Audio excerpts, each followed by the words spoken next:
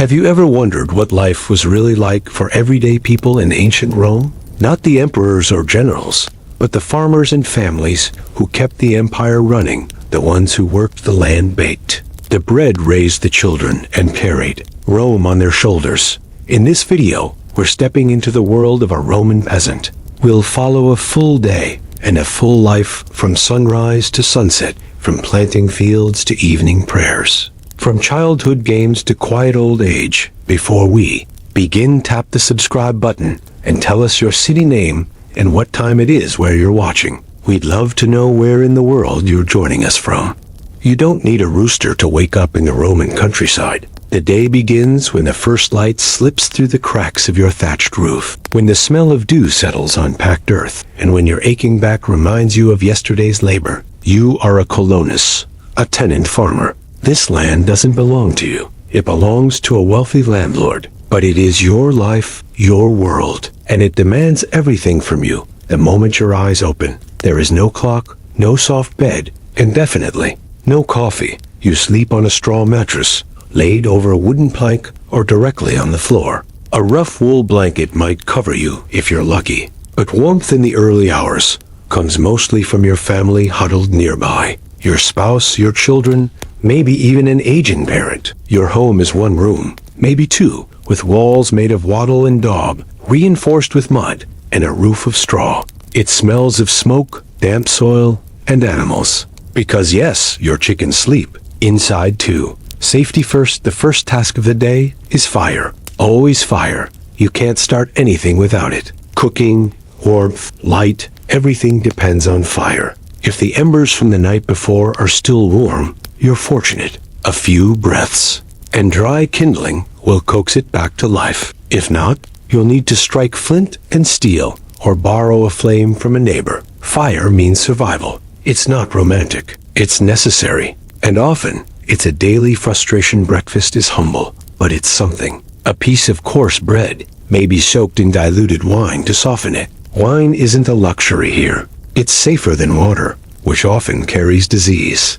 You might have a bit of cheese if your goat gave milk, or a handful of olives if the harvest was good. There's no variety, no spice rack, and no time to linger. This is fuel, not a feast. Children wake shortly after you, rubbing sleep from their eyes, already knowing they'll work today. There's no school, not for the children of peasants. Their education is in the field, in the stable, with a hoe in their hand and the sun at their backs. You might give them a task: gathering eggs, fetching water, shooing birds from the grain stores.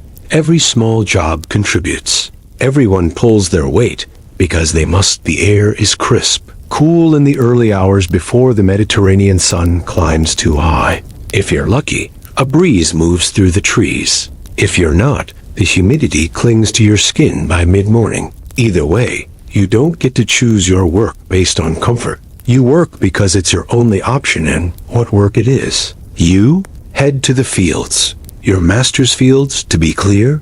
You might have a wooden plow if you're fortunate, or simple hand tools passed down through generations. If it's plowing season, you're harnessing your one ox to break the soil. If it's harvest time, you're bent at the waist, slicing grain with a sickle, your fingers raw from the rough stalks. If it's winter, you're repairing fences, clearing weeds, or maintaining irrigation ditches. There is no real off-season. Only tasks that change with the calendar. You are not a slave, but you are not free either. As a peasant, you owe rent to your landlord, not in coins, but in crops, labor, and loyalty. A share of your grain, your olives, your wine. It all goes to him. What's left is yours to live on, barely. If the harvest fails, if pests invade, if disease strikes your livestock, you still owe your share. And that means hunger, or debt, or worse still, there's a strange kind of rhythm to it all. Your body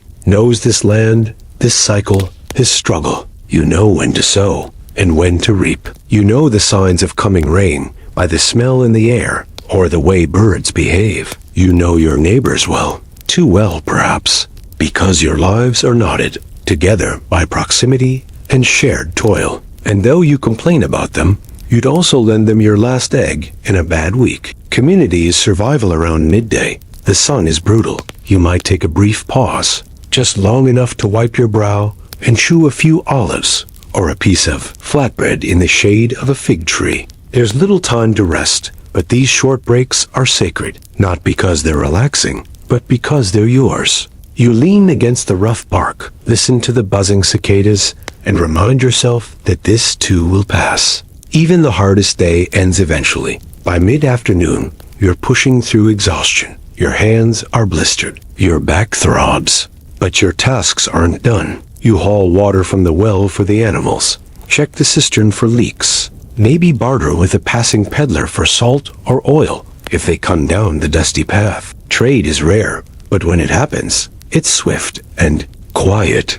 Copper coins sometimes, but more often goods for goods evening creeps in, and you return home with your children trailing behind. The sky turns golden. Smoke rises from hearths across the village. The smell of lentils, barley, or boiled greens fills the air. You might have a stew on tonight if the garden was generous, or if a chicken stopped laying eggs and was turned into SOUP.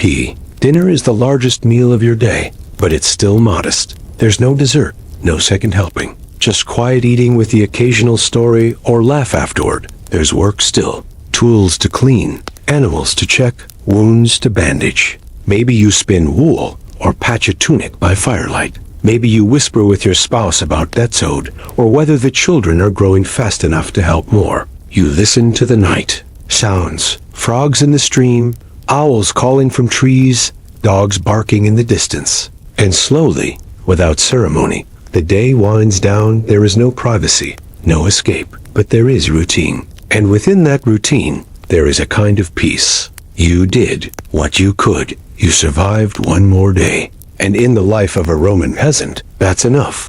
Before you can understand how a Roman peasant lives, you have to understand how a Roman peasant works. Because everything in your day, your food, your shelter, your ability to survive, rests on a foundation of relentless physical labor. Not glorious, noble labor, just the backbreaking kind. And it starts with the land. Your plot is small. Maybe a few Isura, a Roman unit of land roughly the size of half a football field. But the land isn't yours. It belongs to a landlord. Often, someone who lives in a distant villa, or maybe in the city, enjoying a life of politics or poetry while you coax crops from dry soil with a bent back and sunburned skin. You're what's called a colonis, a tenant farmer.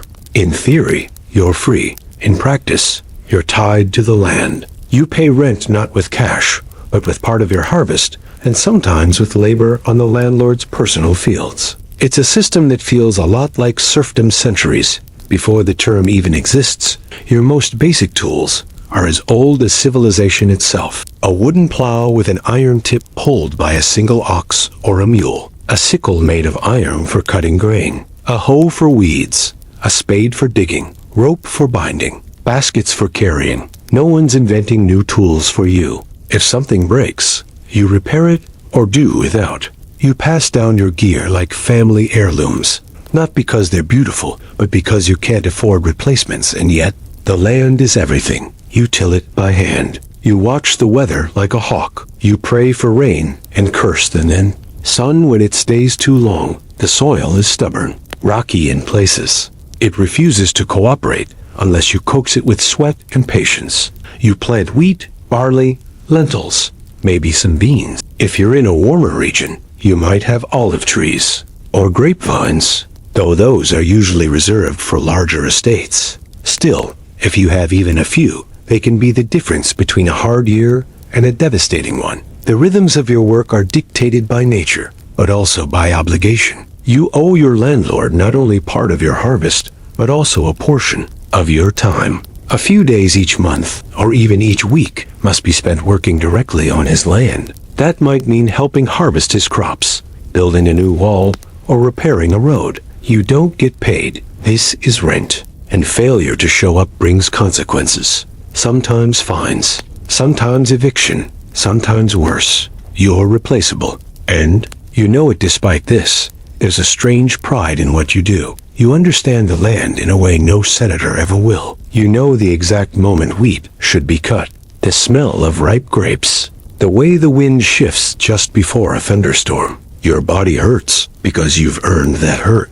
Every blister, every sunburn, every sore muscle. It's all proof that you kept going, that you made something grow where nothing wanted to. Livestock are another cornerstone of your labor, though they're expensive to maintain. A peasant with an ox is considered fortunate. You might share one with a neighbor, taking turns during plowing season. Chickens are more common, and their eggs are a vital source of protein. A goat or sheep provides milk, wool, and eventually meat. Every animal has a purpose. Everyone is a risk. Illness can wipe out your only source of income in days.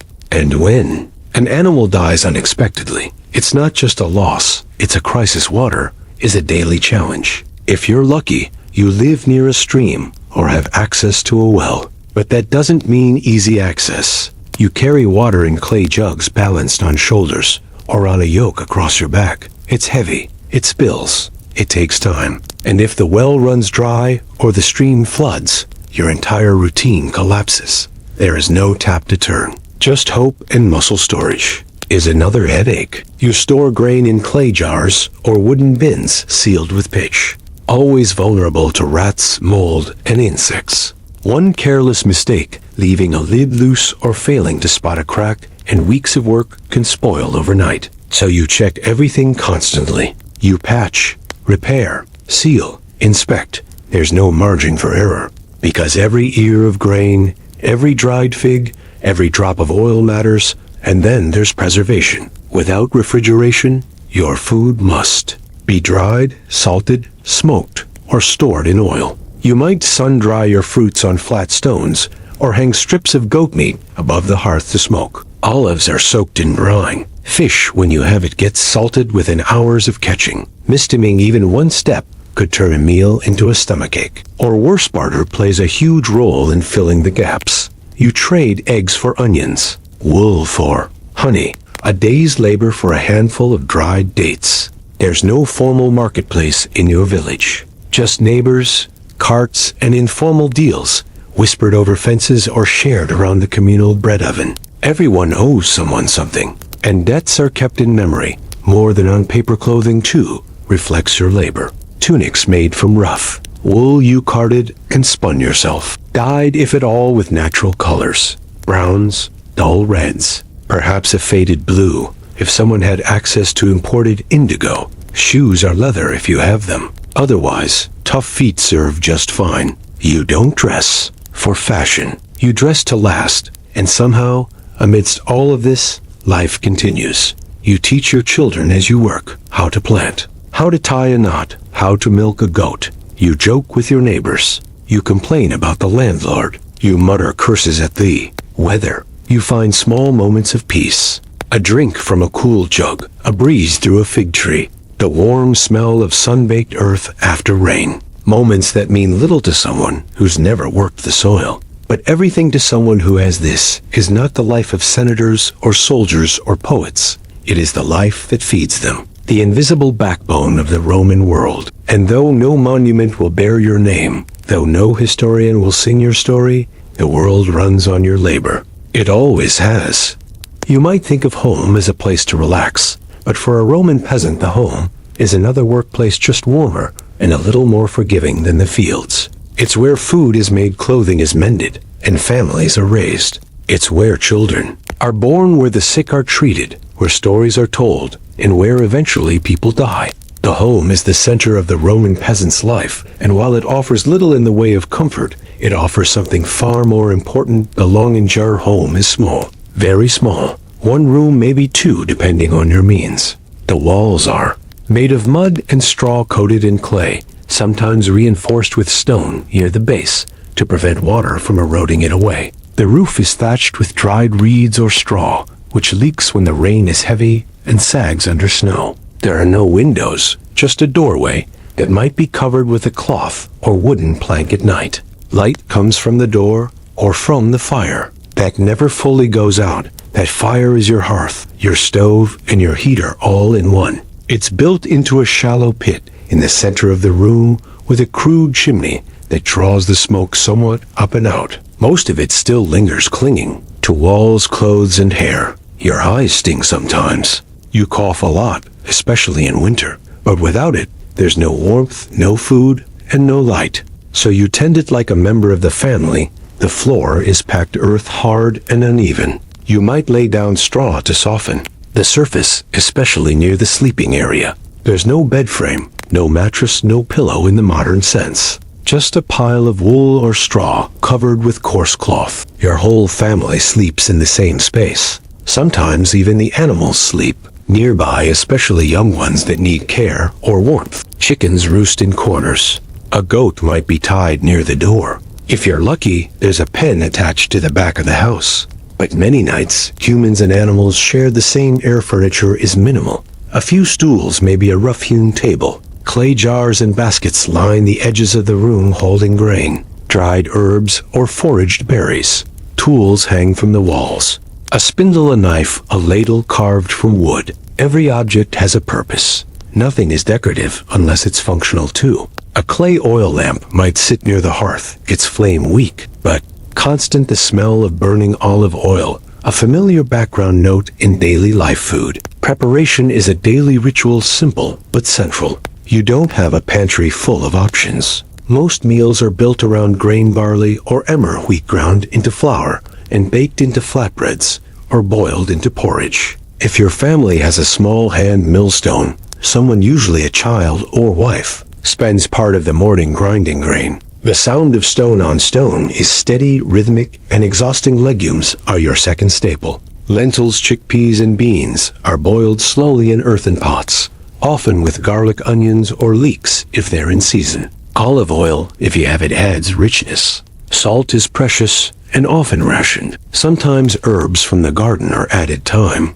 rosemary, or mint, not for taste alone, but for health. Peasants understand the usefulness of herbs better than the wealthy do. They don't have the luxury of ignorance. Meat is rare. Chickens are too valuable for eggs. Goats for milk. Cows, if you have one, are for plowing or milking, not dinner. When meat does appear, it's a celebration. A shared hen during a festival, or an old animal past its use. Fish, if you live near a stream or lake, might be caught now and then, salted, smoked, and saved. Most of the time, though, your protein comes from legumes, and dairy meals are eaten communally, seated on the floor or around the fire. You eat with your hands or with a bit of bread used as a scoop. Wooden bowls are shared. There's little formality, just the quiet rhythm of chewing, talking, feeding younger children, and scraping bowls clean. No one wastes food. Scraps are fed to animals. Bones are boiled for broth. Ash from the fire is even used to clean pots. Hygiene is rough. There's no running water, no soap as we know it,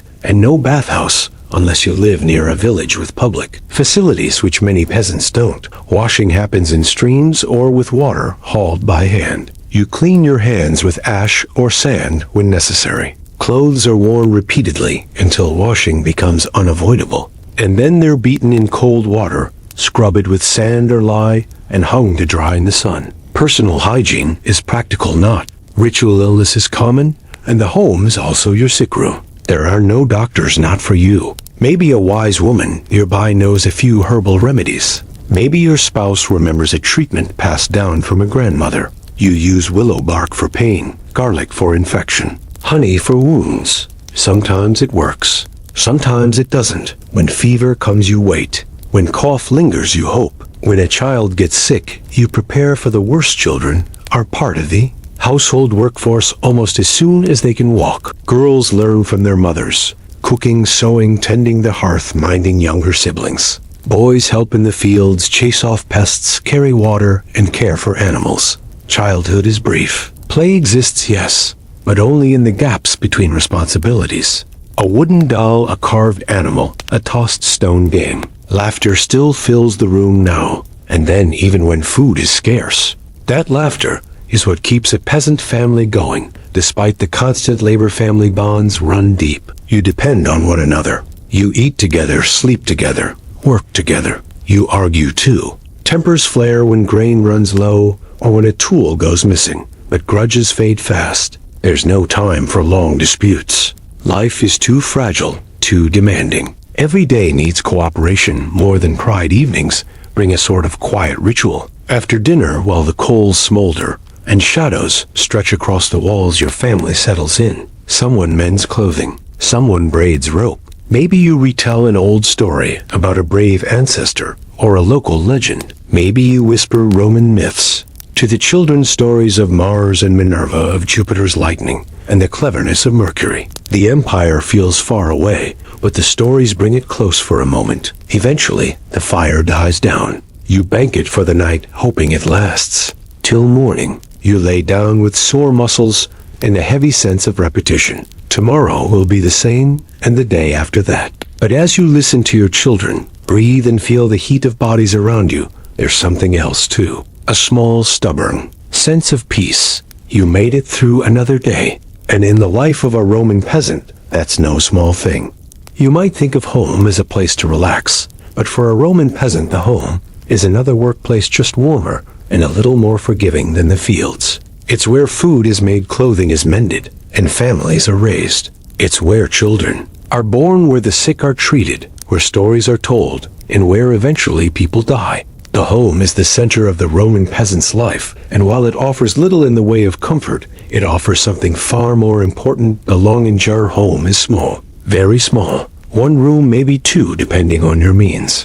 The walls are made of mud and straw coated in clay, sometimes reinforced with stone near the base to prevent water from eroding it away. The roof is thatched with dried reeds or straw, which leaks when the rain is heavy and sags under snow. There are no windows, just a doorway that might be covered with a cloth or wooden plank at night. Light comes from the door or from the fire. That never fully goes out. That fire is your hearth, your stove, and your heater all in one. It's built into a shallow pit in the center of the room with a crude chimney that draws the smoke somewhat up and out. Most of it still lingers, clinging to walls, clothes, and hair. Your eyes sting sometimes. You cough a lot, especially in winter. But without it, there's no warmth, no food, and no light.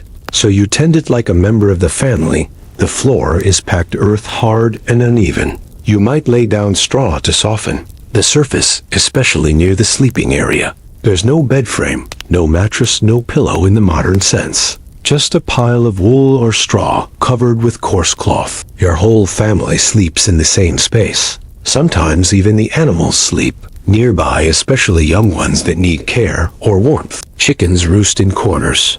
A goat might be tied near the door. If you're lucky, there's a pen attached to the back of the house. But many nights, humans and animals share the same air. Furniture is minimal. A few stools, maybe a rough-hewn table. Clay jars and baskets line the edges of the room holding grain, dried herbs, or foraged berries. Tools hang from the walls. A spindle, a knife, a ladle carved from wood. Every object has a purpose. Nothing is decorative unless it's functional too. A clay oil lamp might sit near the hearth, its flame weak, but constant. The smell of burning olive oil, a familiar background note in daily life food. Preparation is a daily ritual, simple but central. You don't have a pantry full of options. Most meals are built around grain, barley or emmer, wheat ground into flour and baked into flatbreads or boiled into porridge. If your family has a small hand millstone, someone, usually a child or wife, spends part of the morning grinding grain. The sound of stone on stone is steady, rhythmic, and exhausting. Legumes are your second staple. Lentils, chickpeas, and beans are boiled slowly in earthen pots, often with garlic, onions, or leeks if they're in season. Olive oil, if you have it, adds richness. Salt is precious and often rationed. Sometimes herbs from the garden are added thyme, rosemary, or mint, not for taste alone, but for health. Peasants understand the usefulness of herbs better than the wealthy do. They don't have the luxury of ignorance. Meat is rare. Chickens are too valuable for eggs. Goats for milk. Cows, if you have one, are for plowing or milking, not dinner. When meat does appear, it's a celebration. A shared hen during a festival, or an old animal past its use. Fish, if you live near a stream or lake, might be caught now and then, salted, smoked, and saved. Most of the time, though, your protein comes from legumes, and dairy meals are eaten communally, seated on the floor or around the fire. You eat with your hands or with a bit of bread used as a scoop. Wooden bowls are shared. There's little formality, just the quiet rhythm of chewing, talking, feeding younger children, and scraping bowls clean. No one wastes food. Scraps are fed to animals. Bones are boiled for broth. Ash from the fire is even used to clean pots. Hygiene is rough. There's no running water, no soap as we know it, and no bathhouse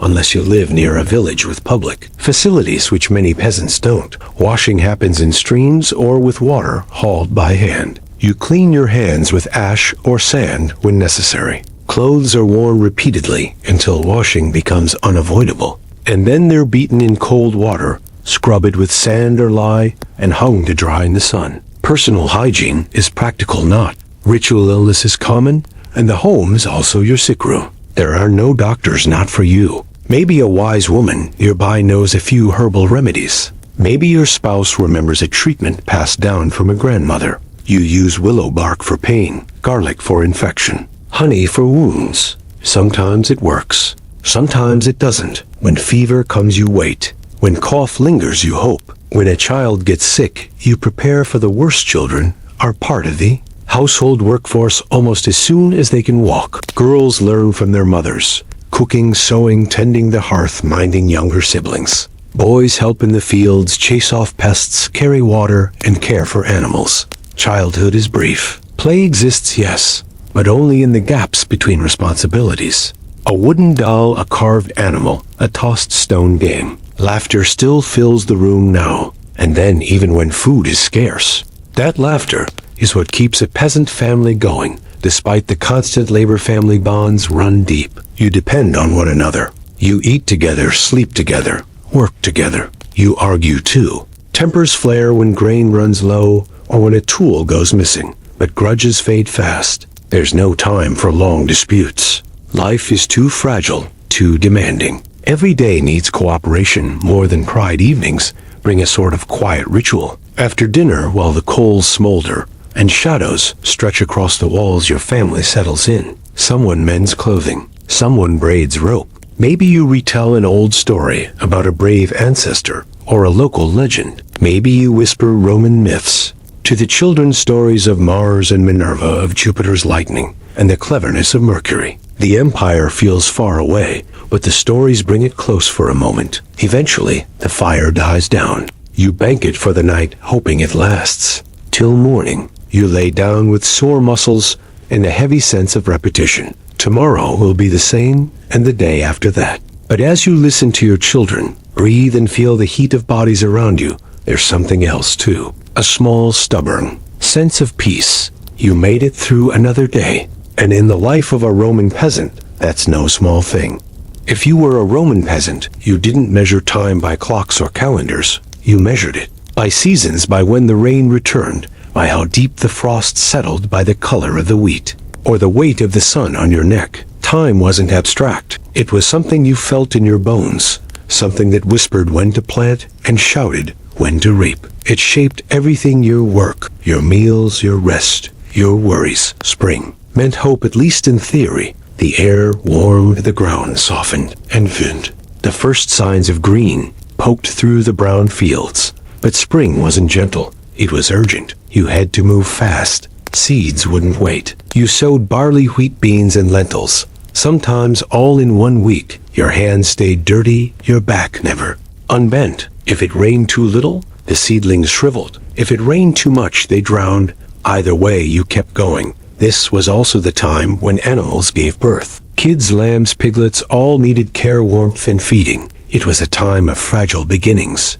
A sick newborn goat could mean one less source of milk for months. A fox in the henhouse could undo weeks of careful preparation. You slept lightly and woke often, but when the first eggs appeared in the nest, or when a row of wheat began to sprout, straight and green, it felt like a kind of victory. Summer was something else entirely beautiful. Yes, but also brutal. The sun scorched the fields, and the days stretched long and merciless. You woke before dawn to work, while the light was still gentle. By midday you moved slower, drenched in sweat, muscles tight, your neck and arms dark from exposure. If you had a small stream nearby, you might splash water on your face, but bathing was rare. Water was precious, especially if the heat lasted too long. Summer was also a time of guarding, protecting what had begun to grow. You spent hours pulling weeds, chasing away birds, and patching holes in fences that let wild animals through. You counted every head of grain,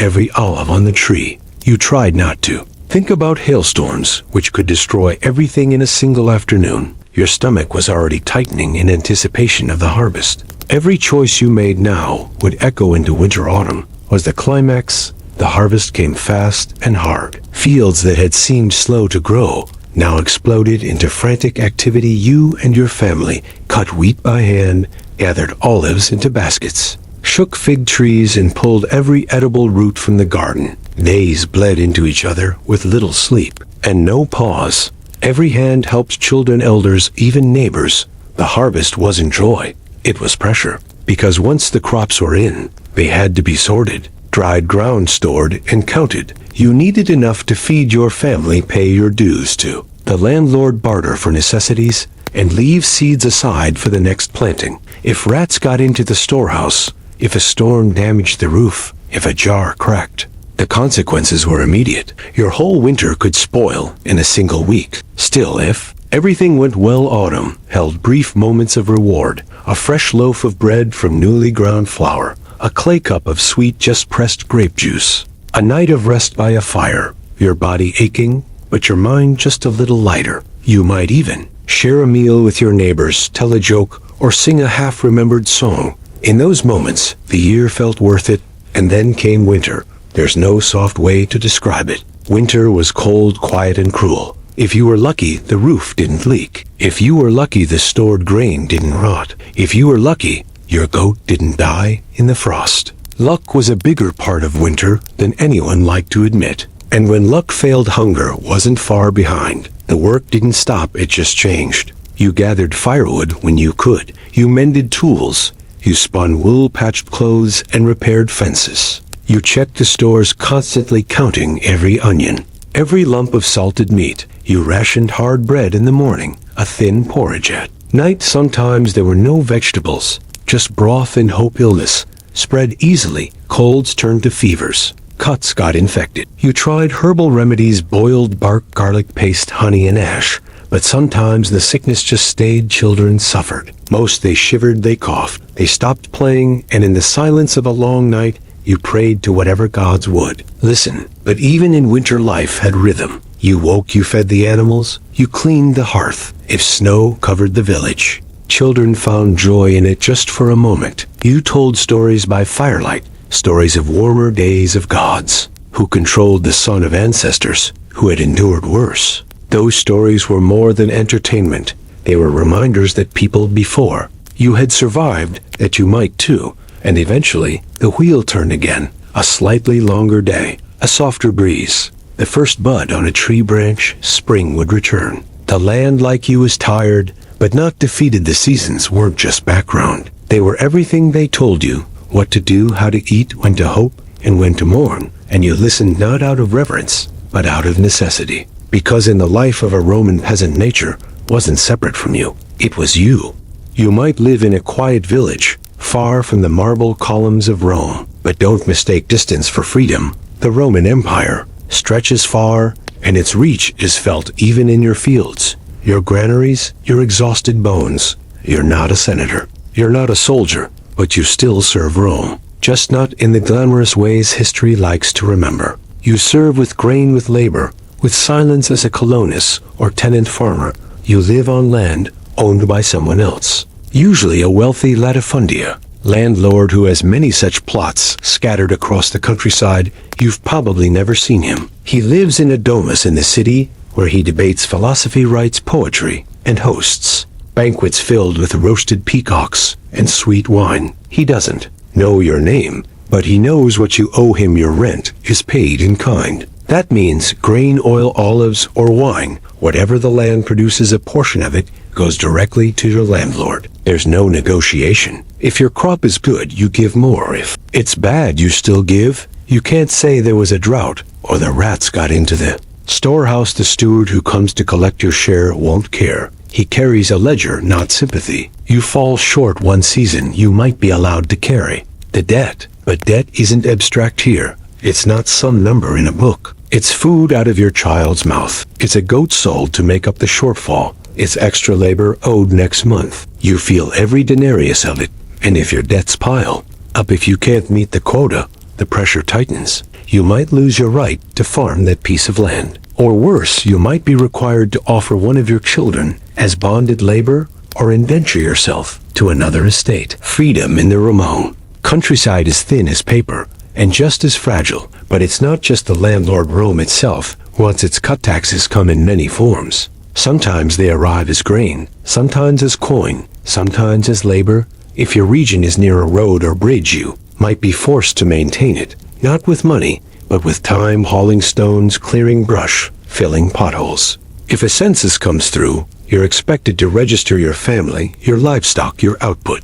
Everything gets counted, measured, recorded. Tax collector is different from the landlord's steward. He represents the state, not a single man, but the result is the same. You owe, and he collects. If you're lucky, he's a man from your own region, someone who knows what life here is like. If you're unlucky, he's a stranger brought in by an appointed official with no interest in fairness. Either way, you don't argue. You hand over what's demanded and hope there's enough left to get you through the season. Some of what you give ends up feeding soldiers stationed far away on the empire's frontiers. Some goes to the cities where the Anona, the grain dole, keeps the urban poor fed and quiet. You don't resent those people. You just wish someone would see the dirt under your nails and the ache in your back and realize that all this luxury rests on your calloused hands. What makes it harder is that there's no upward mobility. You won't save up to buy your own land. You won't move to the city and start over. The structure is rigid. Your father was a tenant, your grandfather too,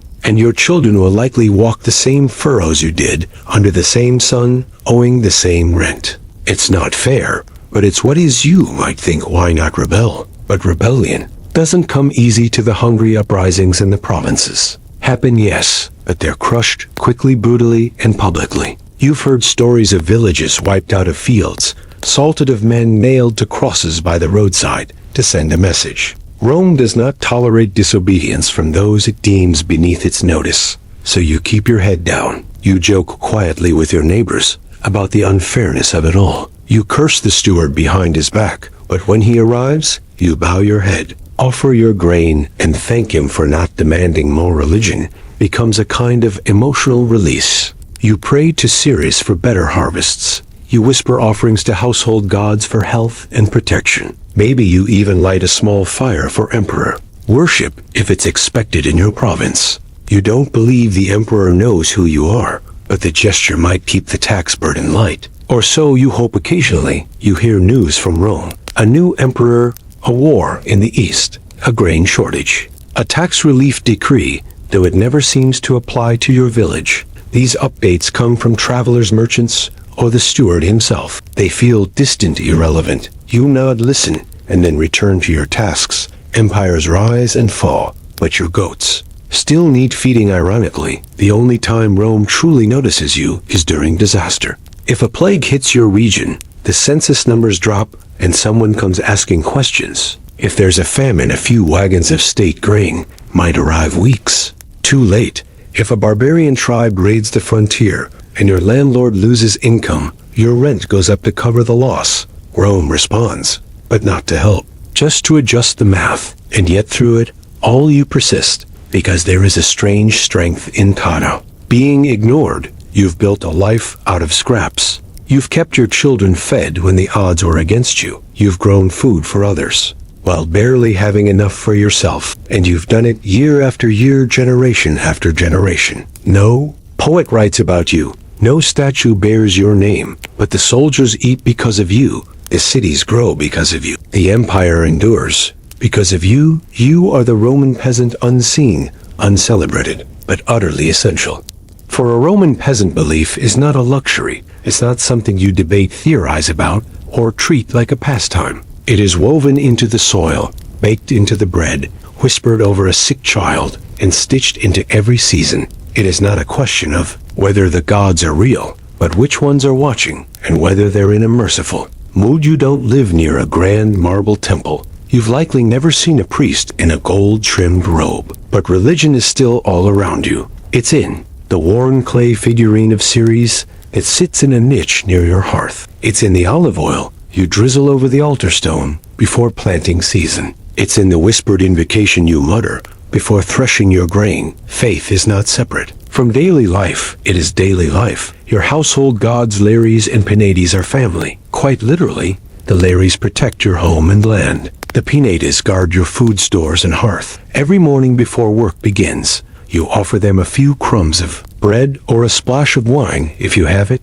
Nothing grand, just a simple acknowledgement. Please keep us safe today. Please let the fire stay lit. Please let the goats stay healthy. You don't expect miracles. You just hope they're listening. Then there's the village shrine, modest, perhaps just a stone pillar under a tree or a small alcove carved into a wall. It might be dedicated to Ceres, goddess of agriculture, or Sylvanus, god of forests and boundaries. Maybe it's a local deity, one older than Rome itself, whose name no longer appears in official records, but still commands respect here. The offerings are small wildflowers, herbs, coins, rubbed thin with use. But people visit, especially before harvest, especially after a bad storm, especially when fear hangs heavy in the air. Fear and faith are twins in the life of a peasant. When the rains are late, you wonder who you've offended. When disease comes, you light more candles. When a child falls ill, you pray to every god you can name, and hang a few you can't, not because you're superstitious, but because belief is your only defense in a world that offers you no protection. The calendar is full of sacred days. You don't mark them with feasts and luxury. You mark them with pauses in work, moments of reverence, shared rituals among neighbors. The Parentalia, a festival of the dead, means visiting graves and offering food to your ancestors. The Floralia brings laughter and garlands of flowers. The Saturnalia, the biggest of all, comes in winter and briefly turns the world upside down. You rest, you eat, you even joke like you're the master of your own home. It feels like freedom, even if it only lasts a few days. Festivals aren't just celebration, they're survival. They remind you you're part of something bigger, a community, a tradition, a world shaped by invisible hands. They give structure to a life that often feels like a blur of labor and repetition. And sometimes, just sometimes, they offer a kind of hope. But Romain, religion isn't always soft. The gods can be cruel. If your field floods, maybe Neptune is angry. If your livestock sicken, maybe you failed to honor Mars. There are no clear rules, no guaranteed rewards. The gods are powerful, but distant. You don't serve them out of love. You serve them out of respect. And fear omens matter. A bird flying the wrong way, a snake in the granary, a sudden storm during a wedding. These signs are taken seriously. You don't make major decisions without watching the sky, listening to animals, paying attention to dreams.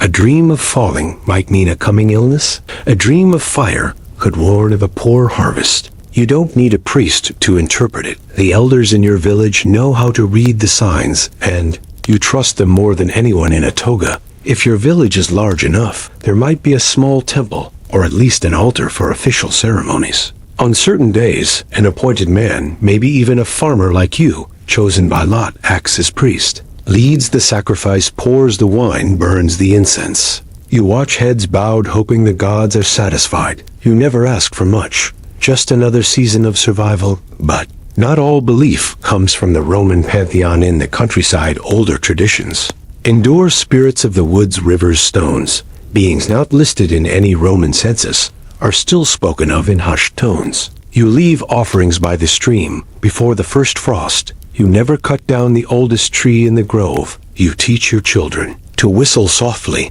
as they walk past certain rocks, just in case. These aren't formal beliefs. They're inherited instincts, ancient habits. They're part of the land, just like you. Christianity, too, is beginning to appear quietly careful. Perhaps a traveler spoke of a God who suffered, who understands pain, who sees even the lowest laborer. Maybe someone in your village has started refusing to honor the household gods, whispering prayers instead to this Jesus. It's still dangerous, not yet accepted by the empire, but the idea lingers, a God who cares about the poor, who is poor. It's a tempting thought, but mostly your faith is practical. You don't ponder theology, you don't debate doctrine. You give thanks for bread, you pray for rain, you curse the gods when your cow dies, and then you apologize the next day, just in case they were listening. Your beliefs are shaped by need, by repetition, by the long, hard rhythm of rural life. And through it all, your rituals continue. A handful of grain into the fire, a carved charm hung above the door, a whispered name before the first cut of the harvest. These acts don't guarantee safety, but they make the world feel less cruel. They create meaning in the mud and smoke. They remind you that you're not entirely alone, because even if the gods are distant, even if the empire forgets you, belief remains not as comfort, but as survival.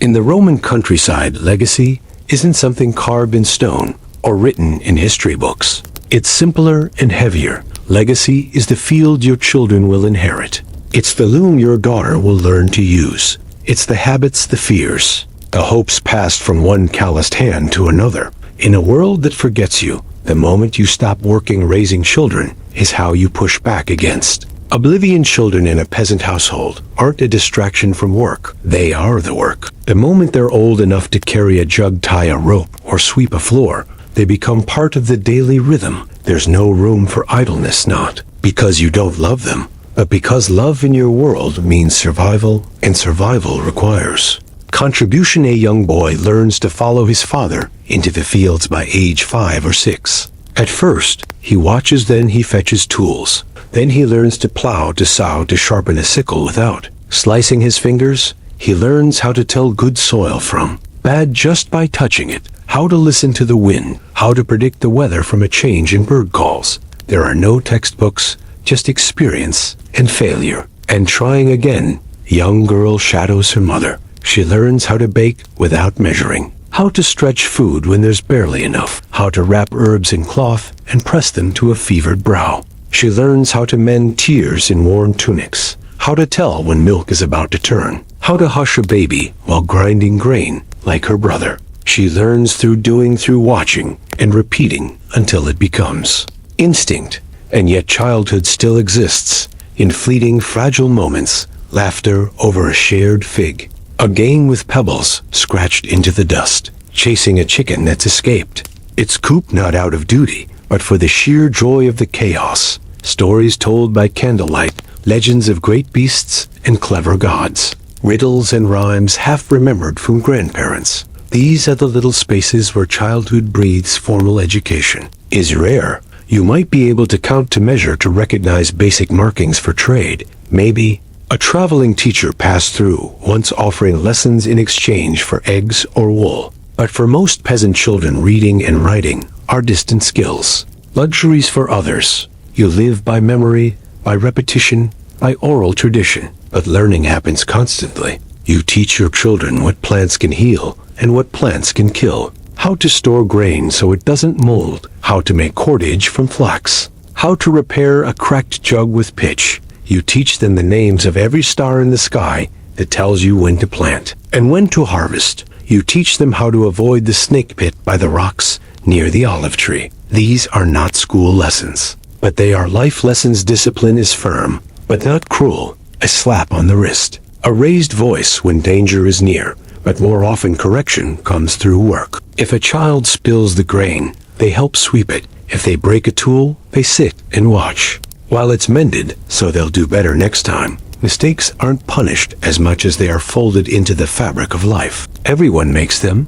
Everyone learns. Gender roles are clear and rigid, but not entirely without flexibility. If a father is injured, a daughter might take to the fields. If a mother dies young, an older son might learn to cook and care for younger siblings. The boundaries bend when they must, because the real rule in a peasant household is this: do what must be done. Titles don't matter, survival does. And as the years pass, you see your children growing into your reflection. Your son sharpens a scythe the way you do. Your daughter kneads bread with the same rhythm as her mother. They repeat your phrases, your mannerisms. They ask the same questions you once asked. Why do we give grain to the steward? Why can't we keep the whole harvest? Will things be different when I'm older? You answer as best you can, sometimes with honesty, sometimes with silence. Because you know the truth, things likely won't change. Your children will grow up to live as you have lived, to struggle, to endure, to raise their own children under the same weight. But you also know that you're teaching the skills, the wisdom, the resilience you give them might make it just a little easier. That's what keeps you going. Marriage happens early. A daughter might be betrothed at 13 or 14. often to a young man from the same village or a neighboring one. It's not about romance. It's about alliance, about joining labor, land, and family. You negotiate the terms with the help of elders. A few goats, a patch of olive trees, some grain stored for the new couple. You cry at the wedding, even though you shouldn't, because losing a daughter to another home is a kind of soft grief, and gaining a son-in-law is a kind of hope. Sons often stay close. They build homes near yours, or even share your space for years. They work beside you shoulder to shoulder.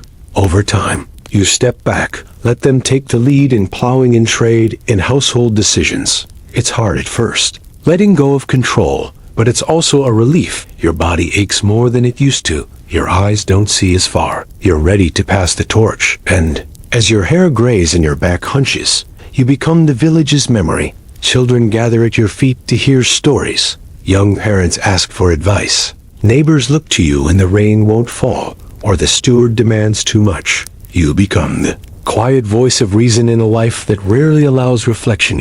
You don't expect statues or inscriptions. Your legacy isn't stone. It's the hands of your daughter kneading dough, the calluses on your son's fingers, the laughter of grandchildren. Chasing chickens down the same dusty path you once did, you've taught them how to live in a world that asks too much and gives too little. You've shown them that dignity can exist even in hunger, that love can grow in hardship, that survival is a kind of triumph. And one day when your fire grows cold and your breath grows shallow, they'll bury you near the tree at the edge of the field. Maybe they'll leave a jar of oil, a bit of bread, a whispered prayer to the Lares, and life will go on, because in the world of a Roman peasant, legacy isn't what you build. It's who you raise. It's what you teach. It's the mark you leave on the living. Because even if the gods are distant, even if the empire forgets you, belief remains not as comfort, but as survival. It might seem like the life of a Roman peasant is all toil and burden, and most days it is, but even in a world built on backbreaking labor and endless obligations, there are cracks in the stone where light slips through. These moments of joy aren't grand. You won't find feasts with golden goblets or poets reciting verse, but they're real, and sometimes they're the only things that make the rest of it. Bearable joy for a peasant is often small. It's the first warm day after a bitter winter, the laughter of your children when they see their reflections in a puddle, a fig plucked straight from the tree, still warm from the sun, the silence that settles after the animals are fed, and everyone is still for once. These moments aren't planned. They simply arrive, and when they do, hold on to them like treasure. Laughter still lives in the village, sharp, unexpected, and sometimes inappropriate. Someone slips in the mud and swears like a centurion. Someone else tells a joke about a drunken tax collector. You laugh not because it fixes anything, but because it doesn't have to. It reminds you that your spirit is still your own. On long summer evenings after the day's work is done, the village hums with a different kind of energy. People gather in doorways. Children play with hoops, sticks, stones, anything they can turn into a game. Someone brings out a flute. Maybe someone claps a rhythm on a barrel. The music is simple, sometimes off-key, but it fills the air with warmth. Dancing happens. Not the elegant choreographed steps of Roman elites, but rough, joyful stomping in a ring of neighbors' feet, pounding the dirt, hands clasped, faces flushed with effort and wine. Even the oldest villagers smile during these impromptu celebrations, tapping their toes, remembering when they were young and had knees that didn't ache with every shift in the wind. Sometimes a traveling performer passes through, a juggler, a puppet master, a man with a trained monkey and a handful of crude jokes. He sets up in the village square, draws a crowd with his bell and bright cloak, and for a few hours the children are wide-eyed and the adults forget their debts. When he leaves, you send him off with a bit of cheese, a crust of bread, maybe a small coin if you're feeling generous. It's worth it. Those moments of escape are rare, and therefore priceless. Food, too, becomes joy when shared. A neighbor brings over extra eggs. A cousin delivers a jug of fresh goat's milk. Someone's caught fish, and there's a fire going. Before you know it, you have a meal, not a feast, but a gathering. People bring what they can: roasted onions, flatbread, a pot of lentils. There's a rhythm to the eating, no plates, just bowls passed around. And the joy isn't in the food. itself, but in the feeling of enough. For once, enough harvest festivals are the biggest events of the year. Even if the crop was poor, you celebrate anyway because you got through it. There's dancing, singing, a special loaf of bread braided into a circle, and children wearing crowns made of straw. Offerings are made at the village shrine. Thanks are given, jokes are told. And for one night, it feels like Rome and its taxes don't exist. But escape doesn't always need people. Sometimes it's solitude that saves you. An early morning walk through the fields before the sun crests the horizon. A quiet moment kneeling beside a stream, letting the cool water run over your hands. Sitting beneath a tree, eyes closed, breathing in the scent of rosemary and earth. In those moments, the world shrinks to something manageable, and you remember that you are alive, not just surviving, but living. Children are a constant source of joy, even in their chaos. They sing off key, they turn chores into games. They mispronounce words and invent their own. They ask why the moon follows them, why goats choose sideways, why grown-ups always look tired. You answer the best you can. And sometimes you don't answer at all. You just listen and smile, because their curiosity is the only thing in the village not worn down by repetition. Love, too, finds its way into peasant life. Not the poetic, theatrical love of epic tales, but quiet, durable affection. A hand on the back after a long day, a shared look across the young hearth, a joke muttered under the breath that only your spouse understands. You may have been matched out of necessity, but that doesn't mean love can't grow in the cracks of duty. It can, and it often does. Friendship is another kind of escape. The neighbor who always has an opinion, the elder who knows everyone's secrets, the boy who helps mend your fence without being asked. Bonds formed not out of shared hobbies, but shared hardship. You don't always say thank you, but you remember. And you repay it one act at a time even. Animals bring joy. The goat who refuses to stay tied. The chicken that insists on nesting in your shoe pile. The dog that guards your children like they're its own pups. You grumble about them, sure, but you also share scraps with them when no one's looking, and they never stop being part of your story. And stories, those might be the greatest escape of all. Around the fire, at the end of the day, you tell them. Stories of clever foxes, of cursed wells, of ghosts that linger at the edge of the forest. Stories of gods who fell in love, or played tricks, or wept at the fate of men. Your children listen wide-eyed, and you remember hearing the same tales from your father, who heard them from his. They change with each telling. They grow and bend, but they survive like use. Oh yes, the life of a Roman peasant is hard, sometimes unbearably so, but it's not joyless. You find beauty in small things, because those are the only things the world doesn't take from you. You make space for laughter, for stories, for love, because without them, the work would be too much.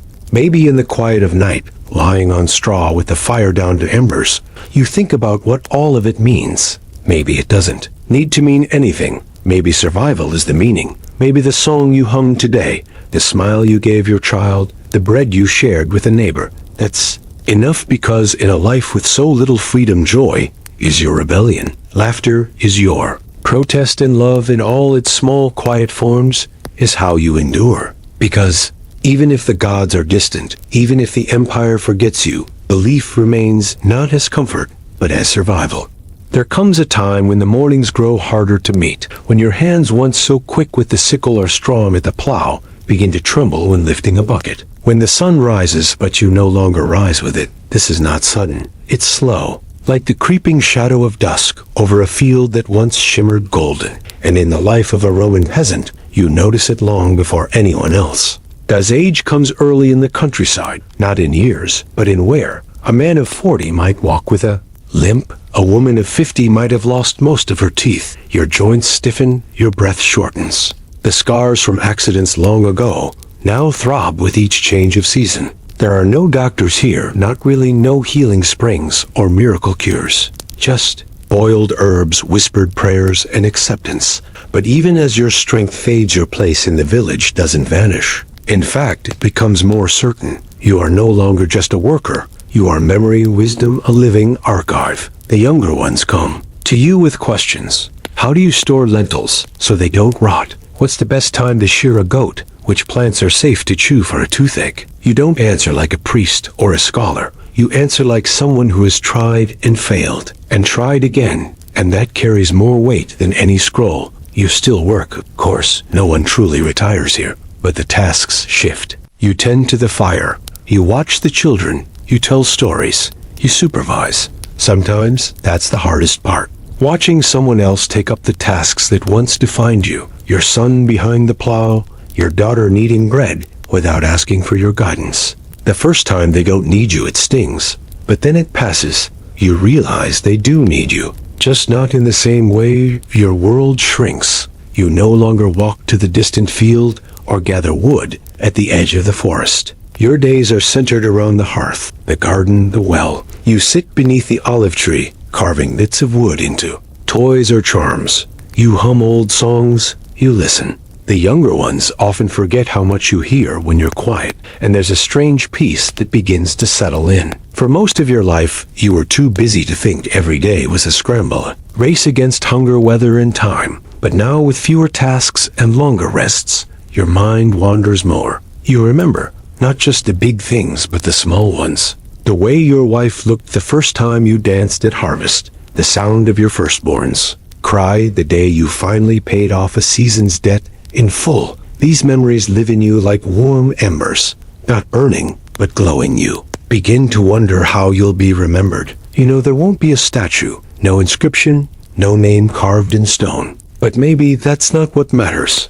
Maybe your legacy's in the wheat your grandson harvests, in the lullaby your daughter sings one you first heard from your mother, in the fence post you set that still stands straight after 20 winters.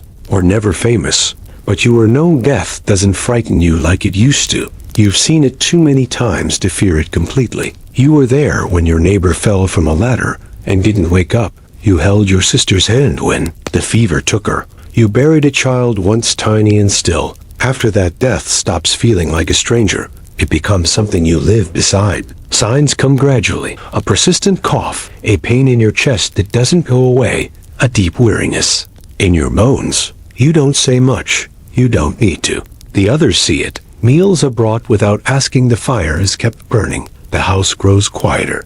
Children are hushed. No one says it aloud, but they all know the end is near. On your final days, you spend your time watching the shadows on the wall, watching the chickens scratch in the yard, watching your family move around you like a dance you've known all your life. You don't cry. You don't pray loudly. You just listen to the hum of the world you helped build. And when the time comes when your breath grows shallow and the light grows dim, you are not alone. Someone holds your hand. Someone wipes your brow. Someone whispers, "We're here," and then you're gone quietly. Without fanfare, as gently as a leaf falling in the wind, the village mourns in its own way. There are no grand ceremonies, just the steady presence of neighbors, a shared meal, a candle lit, maybe a bit of bread left at your grave, maybe your name spoken in stories for a few seasons. The children will play near the tree where you're buried, and one day they'll ask, "Who was he?" And someone will answer, "He worked the land, he was kind, he endured," and that will be enough. In the life of a Ramon peasant, you don't chase greatness. You chase harvests, you chase rain, you chase peace. And if in the end you're remembered with warmth, if your hands planted something that still grows, if your children laugh in a home you built, then you lived. Well, this is the story of a Roman peasant, not told by marble statues or gilded scrolls, but by dirt under the fingernails. The steady beat of work, the rhythm of seasons, and the quiet strength of those history forgets. But we won't forget, because this whole life, this entire world rested on shoulders like yours.